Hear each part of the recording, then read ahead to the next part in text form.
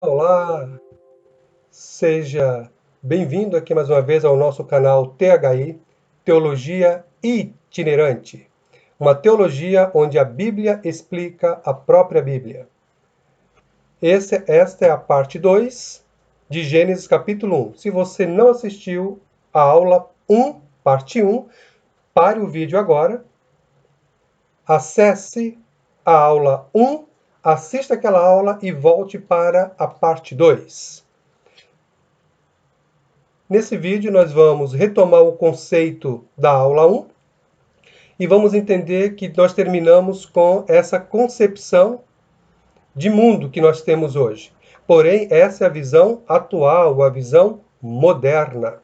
A visão de mundo da antiguidade é esta visão. O que muda? O formato, as comportas, 1, 2, 3. Ou seja, nós temos aqui essa visão de mundo. Gênesis, capítulo 1, vai trabalhar com um detalhe muito importante que passa de forma desapercebida por muitos estudiosos, por muitos leitores. Ou seja, o cientista vai dizer que aqui, acima da atmosfera, nós temos a camada de ozônio. E o texto bíblico vai dizer que há sobre o firmamento águas. Ou seja, o que significa sobre o firmamento? Isto é o firmamento. Sobre o firmamento, águas. Por que estou dizendo isso? Porque no avanço da leitura bíblica, nós vamos nos deparar com o texto de pessoas vivendo muito, mas muitos anos. 900 anos, 800 anos, 300 anos, 400, 500 anos. E aquelas datas são reais. Por que são reais? Voltemos à nossa concepção de mundo. Então, nós temos aqui a atmosfera. Sobre a camada de ozônio, que a Bíblia não fala nada sobre a camada de ozônio, essa é a nomenclatura nova.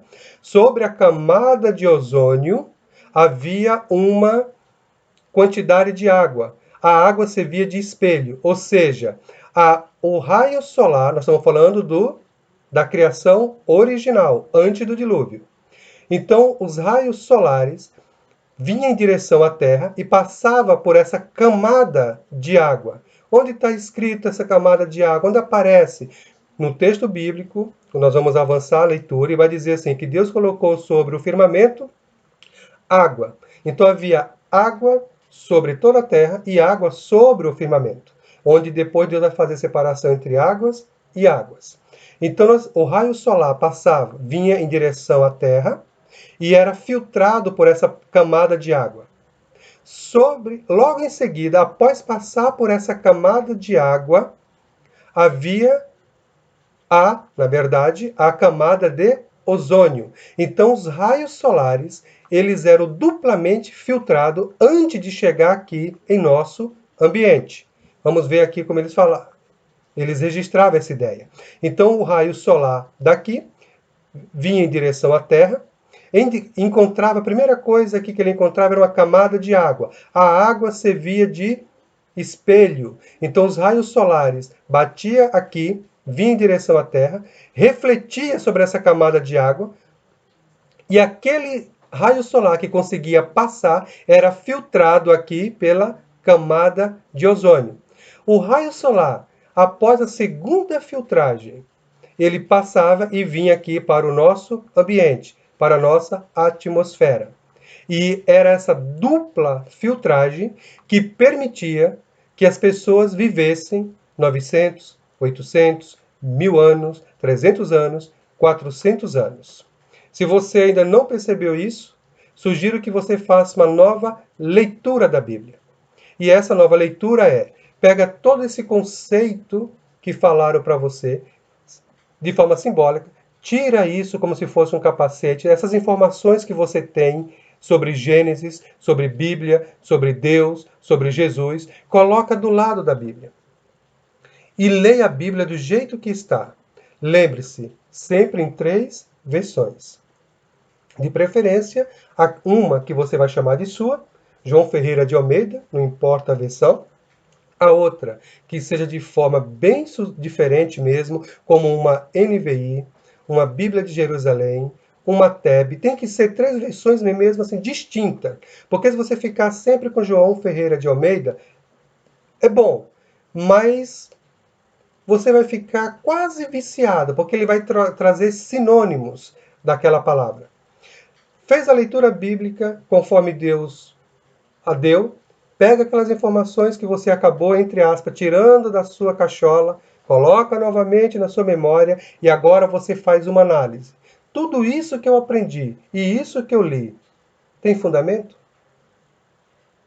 Qual a diferença? Muito, porque você deixa Deus trabalhar na tua mente, sem as informações pré-concebidas. Vamos avançando. Aqui nós temos o texto no nosso vernáculo. No princípio criou Deus os céus e a terra. Trabalhamos lá no princípio o verbo bará, o jogo de palavras que tem, bará o verbo e barar, o abençoar, está no vídeo 1, e os céus e a terra. Tratamos do hebraico. Por que o hebraico? Porque o que nós temos aqui em língua portuguesa, em nosso vernáculo, é a tradução dos melhores textos em hebraico, por ser o Antigo Testamento, e o Novo Testamento, os melhores textos em grego. Então, o hebraico se lê da direita para a esquerda. Cada coluna dessa você pode contar aqui, ó. Tem um espaço aqui, então você vem aqui, ó. Bereshit, Bará, cada coluna da transliteração é essa coluna que você vai encontrar aqui para conseguir fazer a leitura. Se você já conhece o hebraico, seja bem-vindo, faça a leitura direto aqui do hebraico. Por que eu trouxe o hebraico? Porque nós temos também a tradução da Septuaginta, a tradução grega, a tradução dos 70. Por que o grego? O grego é o que predomina nos nossos bancos de escola, nas cátedras, universitário, escola dos nossos filhos, curso técnico, todos eles são formados com o pensamento grego. Então, tudo que eles conhecem de Bíblia é do pensamento grego, da cultura grega, e não da cultura hebraica. Por exemplo, os céus, o Chamaim dos gregos, dos judeus, é traduzido na Septuaginta por Urano. E Urano, na mentalidade grega, é uma divindade. Então você já observa que os céus é aplicado o nome que os gregos aplicam ao céu, a nomenclatura de uma divindade deles. Observa que como a própria tradução já vai gerando complicação. Não que a tradução em si seja complexa, ela em si seja um problema. O problema é que os nossos acadêmicos vai interpretar Urano dentro da cultura grega. E eles esquecem que essa tradução, a Septuaginta, é uma tradução, um pensamento hebraico. Então, mesmo que você esteja lendo o Antigo Testamento na Septuaginta, lembre-se, os caracteres são gregos, mas o pensamento é hebraico. Então, a pergunta que se faz quando se estuda o Antigo Testamento na tradução do 70, na LXX, a pergunta é: eu li Urano.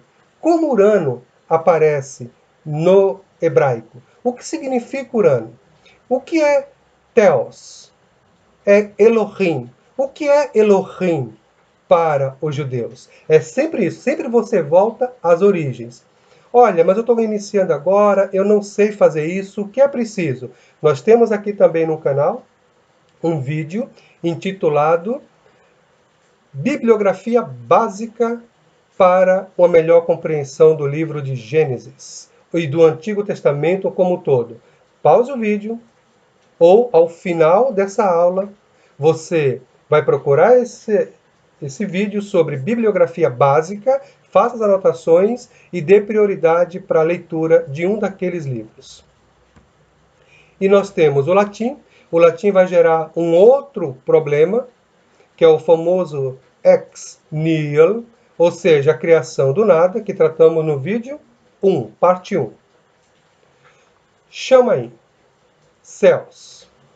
Essa é a ideia. Algumas traduções trazem céus no singular e tem uma explicação gramatical para isso. Por que está no plural, mas algumas versões se traduz no singular. Nesse caso, nós vamos trabalhar com céus no plural. O emprego de chamaim se enquadra em duas amplas categorias. O céu físico, aqui físico não tem nada a ver com palpável, mas aquilo que você consegue contemplar. Quando você vê um avião passar acima da nossa cabeça, a gente diz que ele está voando sobre o céu, ele está voando no céu. Essa é a ideia de céu, aquilo que seus olhos podem contemplar. Vemos as estrelas e dizemos que as estrelas estão nos céus. Essa é a ideia de físico, aquilo que você pode visualizar, entre aspas, contemplar e não tocar. E o céu como morada de Deus, ou seja, o céu espiritual. Esse é o conceito de céus dos judeus. Sempre vai ter esse duplo sentido aqui em Gênesis. O céu como morada de Deus, na Bíblia, e o céu como o local onde estão os astros, a lua, as estrelas, o sol. Na primeira categoria, a palavra céu abrange tudo que está acima da terra. E, em qualquer outra passagem, o vocábulo pode incluir tudo ou apenas uma parte do todo. No hebraico, não há uma palavra para descrever toda a criação, ou seja, o universo. Na época que o Antigo Testamento estava sendo produzido, inspirado, os acontecimentos estavam sendo narrados, eles tinham aproximadamente apenas 3.500 palavras para descrever tudo que eles precisavam descrever. Lembre-se que nós estamos tratando de um texto muito antigo, praticamente os primórdios da sociedade. A escrita estava sendo desenvolvida, o vocabulário estava sendo desenvolvido. Ele não tem um Aurélio com mais de 42.000 palavras para consultar. Eles estão criando vocabulário. Então, a mesma palavra terá duplo, triplo, 5 significados distintos. A mesma palavra. Diferente de que nós temos hoje sinônimos, antônimos, e temos mais de 42.000 palavras para dizer tudo. E nós não conseguimos nos expressar direito, de forma correta. Imagina eles com apenas 3.500 palavras. Ou seja, a palavra universo não existia. Existia o universo. E como ele descreveu a criação de Deus como o universo? Eles falavam céus e terra. Céus e terra tinha, na época de Moisés, uma conotação para dizer que Deus criou todas as coisas. Criou o universo. E esse plural também é interessante porque o autor de Hebreus ele vai retomar o uranoi como que Deus criou, pela fé sabemos ou entendemos que Deus criou os céus. Algumas traduções já traz também no singular. Essa é a deixa. Juntos, o céu e a terra constituem o universo.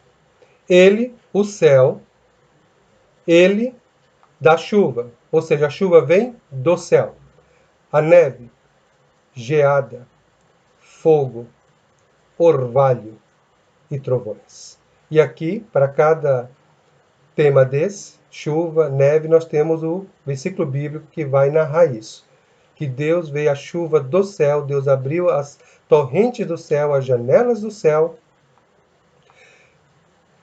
O céu sustenta o sol, a lua, os planetas e as estrelas.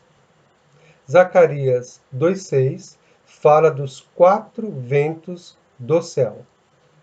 E Salmo 135, verso 7, diz que Deus faz com que o vento saia dos depósitos que possui. Com frequência, descrevem-se os céus em linguagem figurada, dizendo-se que possuem janelas. Gênesis 7,11, 2 Reis 7,2, Malaquias 3,10. Embora aqui o mais provável é que a palavra seja comportas. tais como a que são usadas em irrigação, as comportas do céu. Lembre-se que a mesma palavra pode ser traduzida de forma literal e de forma figurada. O que vai determinar se vai ser figurado ou literal é o contexto em que ela aparece, ela, a palavra. É sempre o contexto que define como a palavra será traduzida, como ela será interpretada, e não a palavra isolada. Por exemplo, você não pode ver uma palavra e vai dizer assim, em toda a Bíblia essa palavra tem esse significado. Não é verdade. Esta palavra, neste contexto que ela aparece, tem este significado. O céu é estendido, estirado como uma tenda ou cortina. Um Israel desobediente descobriria que o céu era como ferro ou bronze, não dando a tão necessária chuva. O famoso céus de bronze, quando Israel peca. Ou seja, o contexto de céu, observe como vai aparecer aqui, ó, colunas, alicerces, pergaminho, o céu sendo enrolado como pergaminho, tudo isso que vai ser desenvolvido pelos profetas em Israel, e o Senhor enrolará o céu como pergaminho. Lá no livro de Apocalipse vai dizer também isso. Por quê? Porque o céu, os céus, a terra, o universo, o planeta Terra, como nós assim dizemos, ele, o planeta Terra, vai ser comparado a um grande santuário. Por isso, será chamado a própria criação de Deus. Isso não é desenvolvido no Antigo Testamento, mas tem textos bíblicos que vai dar esses lances, essas visões, que o planeta Terra ele vai ser concebido na mentalidade antiga, em especial no Pentateuco, como sendo um local onde Deus se faz presente. E o lugar onde Deus se faz presente é céus. Não estou dizendo que a terra é o céu, estou dizendo que essa concepção de que a terra também pode ser chamado de céu, no sentido de ter a presença de Deus, não pode ser descartada. E isso vai ser desenvolvido aos poucos pelos profetas e pelos demais livros do Novo Testamento. O céu é a morada de Deus. O céu como algo espiritual. Deuteronômio 26:15, 1 Reis 8:30. E é a partir de lá, dos céus, da morada de Deus, que ele estende a mão para realizar sua vontade na terra. Assim como o céu está infinitamente elevado acima da terra, de igual modo, os pensamentos e caminhos de Deus estão infinitamente acima da capacidade humana de compreender. De compreender o quê? A criação de Deus. Isaías 55, versos 8 e 9. O céu retrata a glória de Deus. Salmo 19, verso 1. Declara a sua justiça. Salmo 50, verso 6. E o louva, o céu louva o Criador. Por que nós estamos dando ênfase a isso? Porque nós vamos observar que o primeiro evangelho não foi aquele que escrito nos pergaminhos, nos papiros. O primeiro evangelho, a primeira revelação de Deus foi feito na sua criação. Os céus proclamam a glória de Deus e o firmamento o seu poder. Então, quando você avança na leitura e você vai ver que Enoque, o sétimo depois de Adão, andou com Deus e Deus o tomou para si, nós perguntamos como que ele tinha uma intimidade dessa com Deus, que hoje nós temos a palavra dele escrita, revelada, e nós não conseguimos andar nesse mesmo nível, porque ele tinha um outro evangelho, o evangelho da criação, o evangelho celestial, ou seja, os céus proclamando este evangelho, este Criador. Então, antes da palavra de Deus ser escrita, Deus nunca, jamais ficou sem testemunha na sua criação. A própria criação testemunha que há um design inteligente. E esse design tem um nome: Deus, Criador dos céus e da terra, e de tudo que neles há. Conquanto o céu seja o trono divino, um dia desaparecerá como fumaça. Isaías 51, verso 6. E será enrolado como um pergaminho. Observe que enrolar como um pergaminho, o conceito, quando você vai ver ali o contexto de enrolar com um pergaminho, é como se tivesse sendo enrolado também uma cortina. Por quê? Porque os céus é a morada de Deus. É a casa onde Deus habita. Então, enrolar os céus como pergaminho seria enrolar a cortina, abrir a cortina para que na terra seja visto algo que Deus vai realizar, fazer. Então, Deus criará um novo céu e uma nova terra, livre dos efeitos daninhos do pecado. Isaías 65, 17 e 66, 22. Observemos que Gênesis 1 irá descrever, a partir do verso 2, o que Deus criou na terra, porém silencia quanto ao que Deus criou nos céus. Ou seja, o verso 1 de Gênesis vai dizer: no princípio criou Deus os céus, observe, os céus e a terra. No verso seguinte, o verso 2, já vai descrever o que Deus fez na terra e não descreve o que Deus fez nos céus. Por que essa chamada neste momento? Porque quando Adão e Eva são expulsos do paraíso, quando eles pecam, já vai aparecer seres celestiais que a Bíblia não vai dizer a sua origem. Mas a sua origem já está aqui nos céus de Gênesis 1:1. E também virá a serpente tentando, que não vai dizer a origem da serpente. Ou seja, são seres que estão fora da descrição para aqueles que lê de forma desatenta. Porque observa que fala, criou Deus céus e terra. E quando você vai para o verso 2, fala assim: e o Espírito de Deus pairava sobre as águas. Ou seja, já começa a falar o que é natural. E os céus? O que é espiritual? O que é celestial? O que é invisível aos nossos olhos? Não descreve. Mas nós teremos em todo o contexto bíblico, em todo o Antigo Testamento, flashes de algo que aconteceu em Gênesis 1:1 e que não é descrito neste momento. Sendo assim, antes de analisarmos o verso 2 e seguintes, iremos refletir sobre o que Deus criou nos céus. E o texto não diz, criou Deus os céus e a terra. Na terra, sabemos o que Deus criou, porque o texto seguinte vai descrever. E nos céus? O que Deus criou? Por que o texto não diz?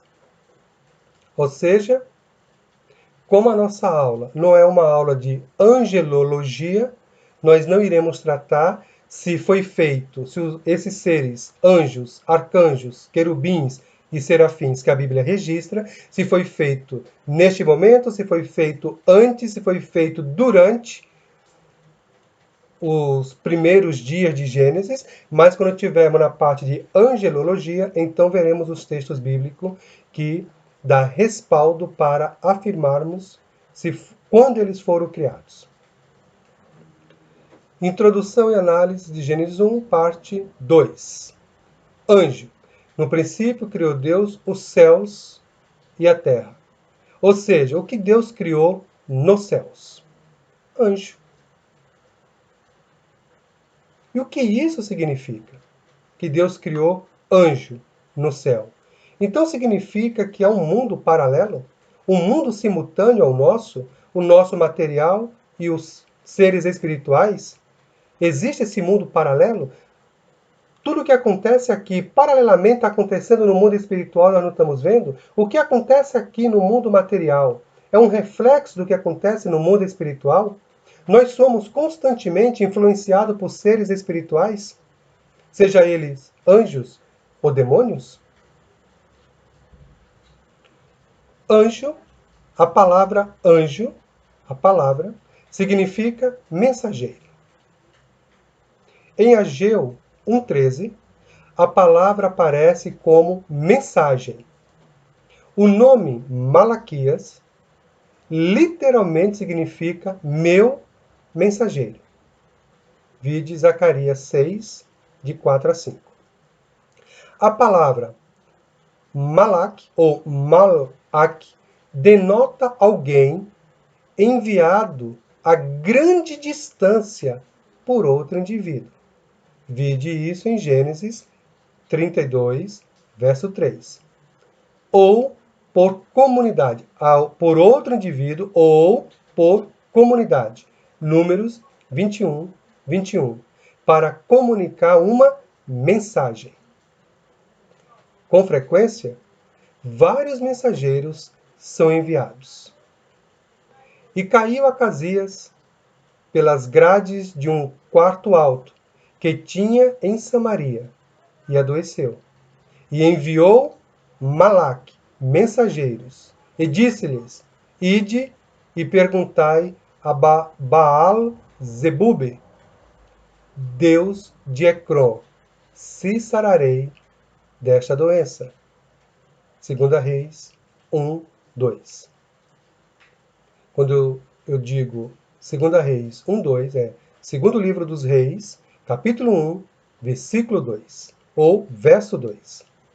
A fórmula introdutória da mensagem transmitida pelo Malak contém a frase: assim diz o meu senhor Abraão, assim diz Deus, assim diz o Eterno, ou isto é o que diz, significando autoridade do mensageiro em dar a mensagem do seu Senhor.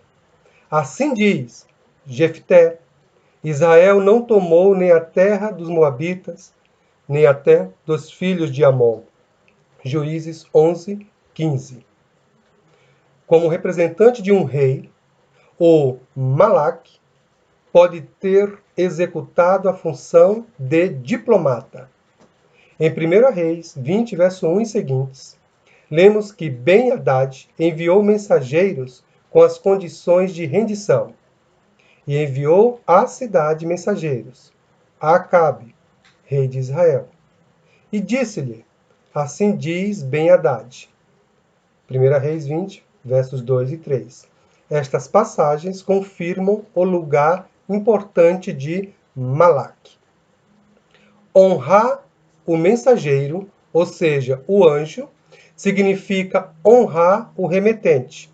E o oposto também era verdade, ou seja, desonrar o mensageiro é desonrar o remetente. Davi tomou como pessoal o insulto de Nabal. 1 Samuel 25, 14 e seguintes. E quando Anum, rei de Amon, humilhou o servo de Davi, 2 Samuel 10, 4 e seguintes, Davi foi rápido em despachar seu exército contra os amonitas. Ou seja, fique atento à palavra anjo. Anjo é tanto um ser espiritual quanto uma pessoa humana, um mensageiro. Quem vai dizer se é um ser espiritual ou um mensageiro humano? O contexto. Sempre o contexto. A palavra anjo está etimologicamente relacionada com a palavra grega angelos, cuja tradução é semelhante ao hebraico mensageiro ou anjo. Na Septuaginta, a palavra malak ou malak é traduzida por angelos e a frase o anjo do Senhor por angelos Kyrio. O anjo é um mensageiro sobrenatural do Senhor, enviado com uma mensagem particular. Nesse caso, anjo como ser espiritual. 2 anjos vieram a Ló em Sodoma. E vieram os 2 anjos a Sodoma à tarde, e estava Ló assentado à porta de Sodoma. E, vendo-os Ló, levantou-se ao seu encontro e inclinou-se com o rosto à terra. São as expressões Malak Yaver, ou o anjo do Senhor, e Malak Elohim, o anjo de Deus. A frase sempre é usada no singular. Denota um anjo cuja função principal era proteger e salvar. Porque o meu anjo irá diante de ti e te levará aos amorreus, e aos heteus, e aos ferezeus, e aos cananeus, e aos heveus, e aos jebuseus, e eu os destruirei.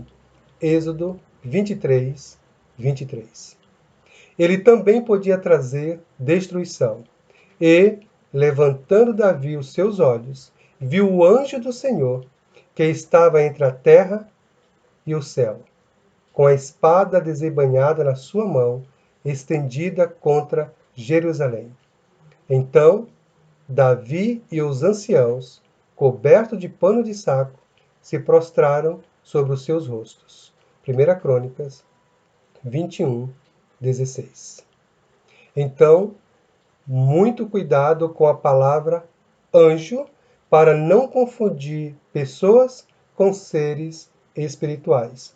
As versões mais antigas, no Novo Testamento, vai traduzir como sendo João Batista um anjo de Deus. E essa tradução vai gerar alguns problemas, dizendo que João Batista não era real, ele era um ser espiritual, mas ele era pessoa, ele era humano, primo do nosso Senhor e Salvador Jesus Cristo. Nós também temos na Bíblia a palavra arcanjo, tudo junto, arcanjo. O prefixo arque, nós temos o anjo, e nós temos o prefixo arque. Arque mais anjo significa líder, comandante, chefe dos anjos. Por quê? Porque arqui-inimigo, o prefixo tem esse significado, líder, comandante, chefe. Líder do quê? Comandante do quê? Chefe do quê? Dos anjos. Daí a ideia de arcanjos, são a palavra aí, vamos dizer assim, composta. Nós temos um prefixo somado com o sufixo anjo, que vai dar a ideia de líder dos anjos, comandante dos anjos. Arqui, inimigo, o inimigo maior, o supra-inimigo. Não é encontrado o nome arcanjo no Antigo Testamento. Veja, o nome arcanjo. No Novo Testamento só ocorre em 1 Tessalonicenses 4,16 e Judas 9, onde é usado para aludir a Miguel, que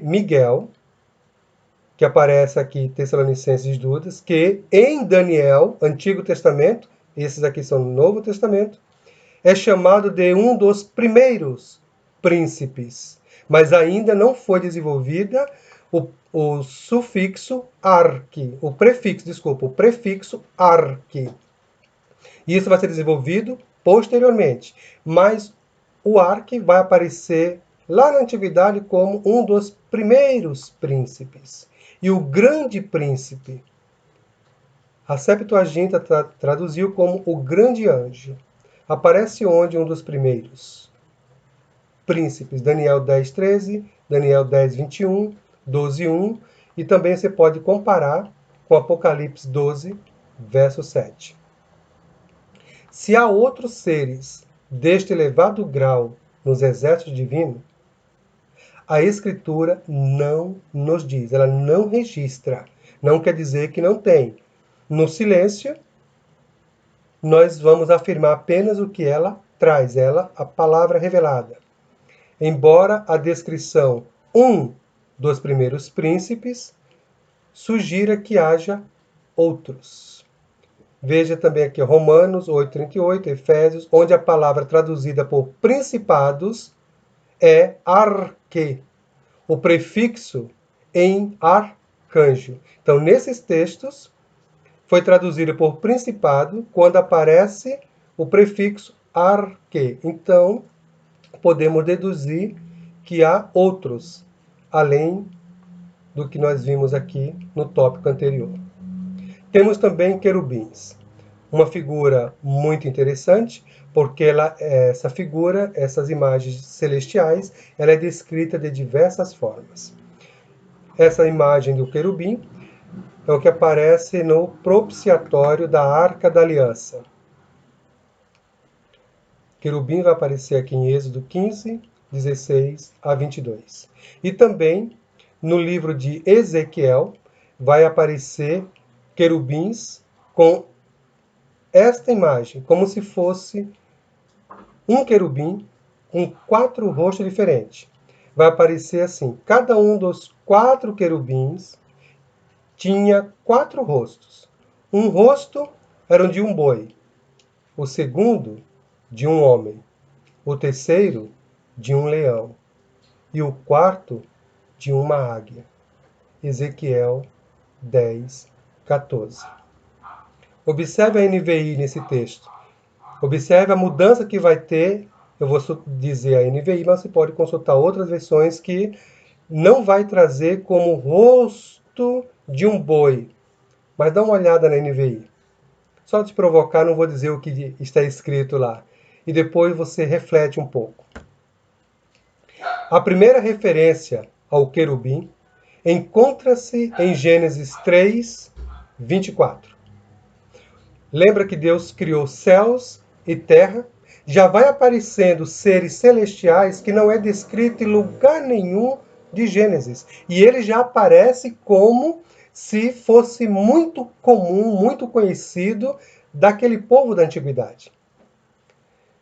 E observe que assim que aparece para proteger o jardim de Deus, já aparece não apenas um anjo, mas uma hierarquia superior.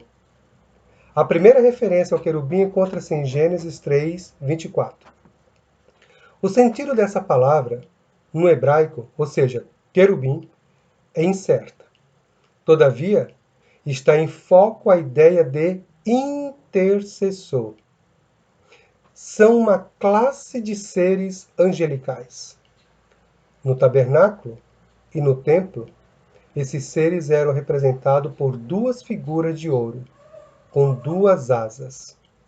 Eles formavam uma peça só com a tampa de ouro da Arca do Concerto no Santo dos Santos. Outras referências no Antigo Testamento dão indicação de que os seres angelicais estão ocasionalmente em mira. Por exemplo, o Salmo 18:10, Ezequiel 28:4. O mesmo ocorre com a visão dos querubins em Ezequiel 10, de 1 a 20 e 11, verso 22.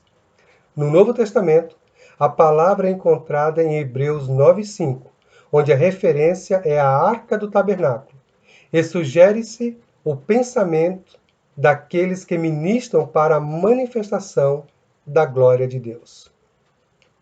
E também nós temos serafins. Olha que delicado a concepção da palavra serafim. Serafim tem uma raiz etimológica de algo ardente, algo que queima.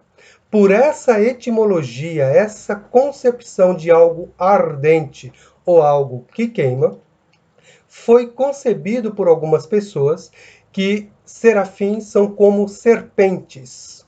E vamos descobrir agora o porquê. Lembrando que a concepção da etimologia do nome serafins trouxe uma concepção que são serpentes. São seres espirituais com corpo de serpente, o que não é verdade.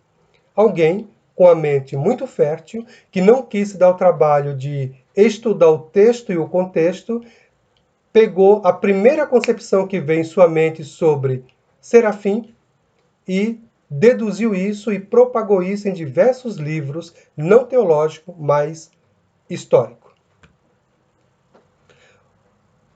o vocábulo empregado somente em Isaías 6, 2 e 6. Ou seja, a palavra, esses seres serafins, vai aparecer em Isaías 6, versos 2 e 6, que se refere a criaturas angélicas. Devem ser comparadas querubins da decoração do templo e da visão de Ezequiel, que Ezequiel teve tempos depois. Ou seja, você deve, quando estiver estudando, trazer à sua memória os querubins e os serafins. E começa a comparar os dois. Não estou dizendo que são iguais, mas para você ver como o texto bíblico vai trabalhando esses conceitos. Os seres viventes de Apocalipse 4 combinam elementos de Isaías 6 e Ezequiel 1. Observe, lembra, nós estamos tratando da revelação progressiva de Deus. Agora, nós saímos de Isaías, de Ezequiel e chegamos no último livro do cânon do Novo Testamento, Apocalipse. E observe que é descrito lá no capítulo 4, é uma combinação de dois textos distintos, Isaías e Ezequiel. Ao contrário da opinião de muitos, não foram originalmente concebidos como seres mitológicos, com corpos de serpentes. Não existe no contexto que favoreça a ideia de corpos de serpente, ou seja, serafins como sendo seres serpentes aladas. Não há esse conceito, mas a nomenclatura permitiu que algumas pessoas pudessem desenhar, interpretar isso, e daí surge a concepção que a Bíblia trata de muitos seres mitológicos, o que não é verdade. O texto bíblico afirma que eles possuem pés. Isaías 6, verso 2. Ou seja, são seres que têm 6 asas, com 2 eles voam, com 2 cobrem os seus pés,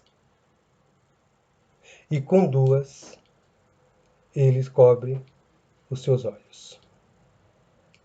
Em vez de interpretar o substantivo serafins, substantivo serafim, a partir da palavra serpente abrasadora, ele deve ser entendido a partir do verbo queimar. Por que a palavra hebraica dá uma ideia de serpente e que queima, que gerou essa confusão? Do qual derivam ambos os substantivos, ou seja, queimar, serpente e serafins, têm a sua etimologia da mesma palavra. Esses seres angelicais eram brilhantes como chama de fogo, simbolizando a pureza e o poder da corte celeste. Os querubins são descritos como serpentes aladas ou serpentes de fogo em razão da aparência brilhante. A ideia por trás da palavra serpente era a dor queimante do veneno injetado. E a referência ao voo desses animais fazia lembrar serpentes aladas, ser equiparada ao bote incrivelmente rápida das cobras.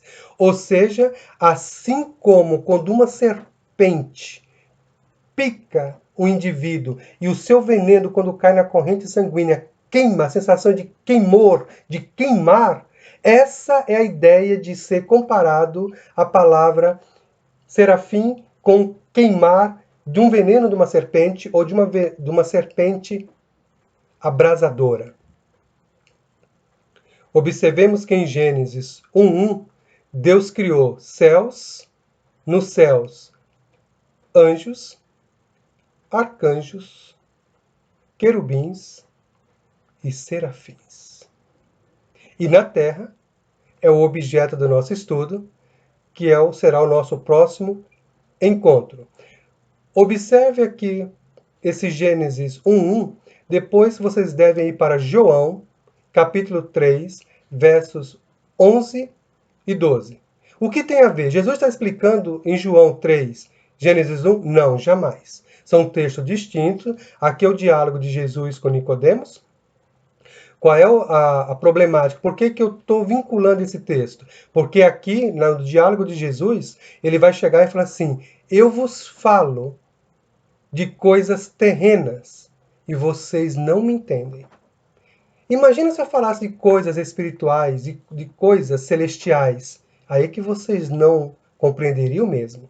Então, ou seja, Deus se revelou na linguagem humana para pessoas e nós temos dificuldade de entender esta revelação. Imagina se Deus tratasse logo do início de coisas espirituais que nós não conseguimos ver e por não vermos jamais compreendemos. Se aquilo que vemos não conseguimos compreender, imagina aquilo que nós não vemos. Então a ideia de vincular João 3, verso 11 e diante, com Gênesis 1 é apenas a expressão de Jesus. Eu vos falo, ou seja, fala para Nicodemo de coisa terrena, que é o nascer de novo, e você não entende. E se eu falasse de coisas espirituais? Então, vocês não entenderiam mesmo. E isso, aquele diálogo de Jesus com Nicodemo, serve para todos nós. Se Deus usa profetas para falar sua palavra, usa os apóstolos para descrever a criação de Deus, a revelação de Deus, e nós não conseguimos compreender, imagina se Deus tivesse que usar uma linguagem espiritual. Então, o Evangelho descrito nas estrelas, manifesto na pessoa de Jesus, seria inconcebível por nós. Seríamos praticamente inalcançável, mas um Deus amoroso, um Deus eterno, ele se humilhou a tal ponto de nascer num formato de uma criança, o Emanuel, para poder ser entendido. Esse Deus que o universo, toda a criação não comporta, ele teve que se esvaziar e entrar no mundo, no seu mundo criado, na sua própria criação, como uma criança, como um bebê, para dizer, olha, para que se cumprisse o profeta Isaías, que vai dizer que Deus andará conosco, Deus andará aqui no meio do seu povo. Aí vem João, na sua primeira epístola, e diz, olha, aquilo que meus olhos viram, aquilo que meus ouvidos ouviram, aquilo que as minhas mãos tocaram, é este que eu vos escrevo. Ou seja, não é algo da imaginação humana, é algo que eles experimentaram, que eles viveram. E é este evangelho que primeiro foi revelado na criação e depois foi revelado na pessoa de Jesus, a palavra viva, e agora a palavra escrita, chamada Evangelho, e essas epístolas maravilhosas de Paulo, João, Pedro, Hebreus e tantos outros, que manifesta que tudo isso que nós estamos analisando aqui em Gênesis capítulo 1 é palpável. Um Deus invisível que se fez visível, tocado. O Verbo, no princípio criou Deus os céus e a terra, e disse Deus, esse Deus que fala, esse Deus que se relaciona com a sua criação, esse mesmo Deus, esse mesmo Verbo que Deus usou para criar, se fez carne e habitou entre nós. Não perca a nossa reflexão de Gênesis, capítulo 1, verso 2. Até o nosso próximo encontro.